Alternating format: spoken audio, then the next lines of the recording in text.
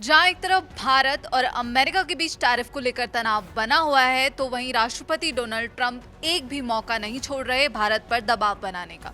उन्होंने G7 को भी बोला कि रूस से जो देश तेल खरीद रहे हैं उन पर ज्यादा से ज्यादा टैरिफ लगाइए, सैंक्शंस लगाइए।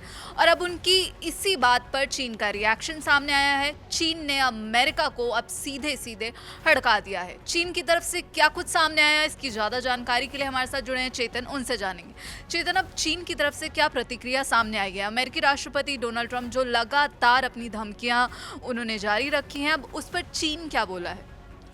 देखिए, जिस तरीके से अमेरिका लगातार, चाहे वो यूरोप हो या फिर अब G7 खास करके, क्योंकि रिपोर्ट आई थी जिसमें ये कहा गया था कि ट्रंप खुद G7 के जितने देश हैं उनको ये बोल रहे हैं, उन पर बार बार दबाव प्रेशर बना रहे हैं कि आप रूस से व्यापार करने वाले तमाम देशों पर ज़्यादा से ज़्यादा टैरिफ जो है वो लगाइए। 100% तक अगर टैरिफ लगाना पड़े तो वो भी लगाइए, हम भी लगाने को तैयार हैं।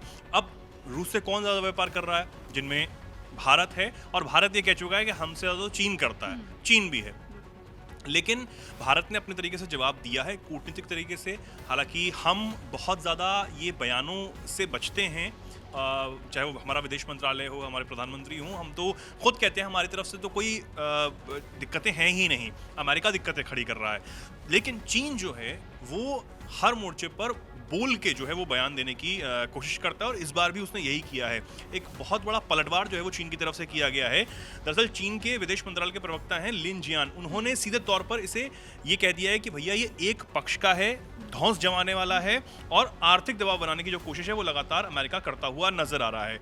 अब अगर हूबहू उनके बयान को हम समझें और पढ़ें तो उन्होंने ये कहा कि ये अमेरिका का आर्थिक दबाव बनाने और एक पक्षीय तरीके से धौंस दिखाने वाला कदम है, जो अंतर्राष्ट्रीय व्यापार नियमों को कमजोर करता है और वैश्विक उद्योग व आपूर्ति श्रृंखलाओं की सुरक्षा और स्थिरता को खतरे में डालता है। इसी के साथ उन्होंने ये भी कहा कि रूस समेत दुनिया भर के देशों के साथ चीन का सामान्य आर्थिक और ऊर्जा सहयोग पूरी तरीके से वैध है, कानून के मुताबिक है, और इसमें कुछ गलत नहीं है। ये साफ तौर पर चीन की तरफ से जो है वो साफ कर दिया गया है। साथ ही उन्होंने इस बात को दोहराया, लिन जियान ने, कि दबाव और धौंस से समस्याओं का हल नहीं निकलता है। यूक्रेन में जो संकट है उसको लेकर चीन का रुख बिल्कुल साफ है, स्थिर है कि समाधान सिर्फ बातचीत और संवाद के जरिए ही, साथ ही समझौते से ही निकाला जा सकता है, यानी कि आपस में बैठ के ही समाधान निकल सकता है। इस बात को चीन भी कह रहा है। ये धमकाने से कुछ नहीं होने वाला है। साथ ही अब चीन ने एक बहुत बड़ा, आप कहें कि चेतावनी भी अमेरिका को इसके जरिए जो है वो दे दी है कि हम चीन पर गैरकानूनी एक तरफा प्रतिबंध लगाने का कड़ा विरोध करते हैं। अगर चीन के अधिकारों को नुकसान पहुंचाया जाता है तो हम अपने हितों की रक्षा के लिए कड़े जवाबी कदम उठाएंगे। ये चीन ने एक बार फिर से साफ कर दिया है। तो अब जिस तरीके से चीन के जो प्रवक्ता हैं विदेश मंत्रालय के, उन्होंने ये कहा कि चीन के साथ आप कोई भी खिलवाड़ करने की कोशिश मत कीजिए, क्योंकि हमने पिछले दिनों देखा जब ये टैरिफ की शुरुआत हुई थी, टैरिफ वॉर की, ट्रंप की तरफ से जब चीन पर उन्होंने प्रतिबंध लगाए और ये टैरिफ यहाँ पर लगाया, उसके बाद चीन ने बिना देर किए पलटवार टैरिफ जो है वो लगा दिया था। उसके बाद वो खेल चल रहा था कुछ दिनों तक। तो हमें ये समझ आता कि चीन जो है वो बिल्कुल भी इन चीज़ों को टॉलरेट करने वाला नहीं है। और रही बात रूस यूक्रेन युद्ध की, क्योंकि ट्रंप हमेशा से ये बात को कह रहे हैं कि युद्ध इसलिए समाप्त नहीं हो रहा क्योंकि कुछ जो लोग हैं, कुछ जो देश हैं, वो रूस से लगातार व्यापार कर रहे हैं, मेरी धमकियों के बाद भी, नाटो की धमकियों के बाद भी।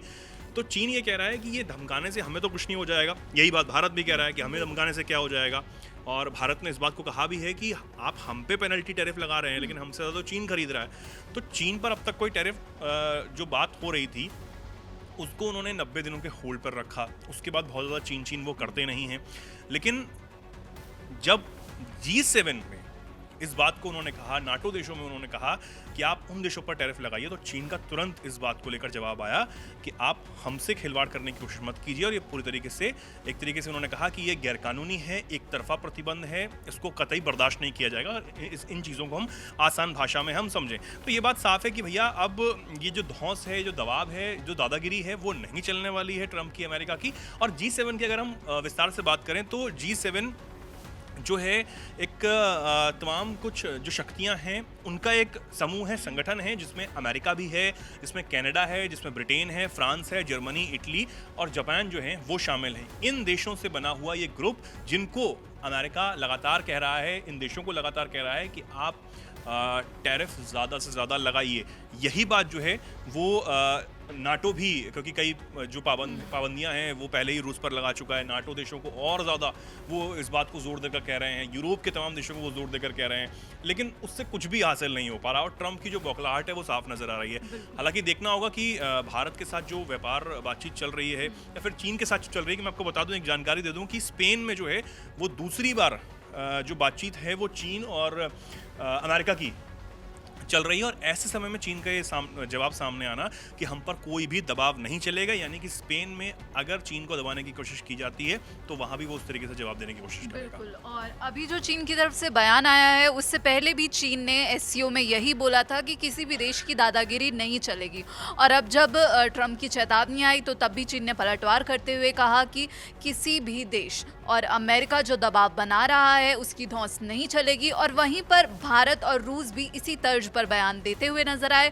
भारत और रूस ने भी साफ किया कि जो भी व्यापार चल रहा है वो कानून के अनुरूप है, और चीन भी लगभग यही चीज कहने की कोशिश कर रहा है। तो भारत, रूस और चीन की जो नजदीकियां बढ़ रही हैं उससे अब ट्रंप की बौखलाहट सामने आ रही है। इस पूरे मामले पर आपकी क्या राय है, हमें कमेंट बॉक्स में जरूर बताइएगा। बाकी देश और विदेश की खबरों के लिए जुड़े रहिए दैनिक जागरण के साथ। नमस्कार।